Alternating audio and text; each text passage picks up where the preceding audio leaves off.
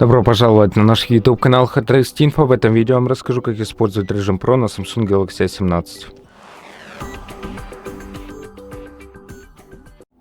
Для этого зайдемте в приложение камера, выберем тут пункт еще, и тут будет Pro съемка.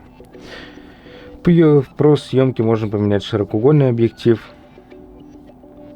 Также можем настроить размер, таймер, можно настроить тон.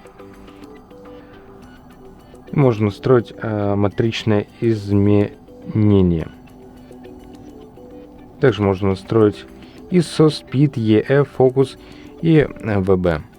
И после чего мы можем сделать фото. И наше фото будет находиться в приложении галерея в разделе «Недавние фотографии» либо «Камера». На этом все. Большое спасибо за просмотр этого видео. Ставьте лайки, подписывайтесь на наш YouTube канал и до новых встреч.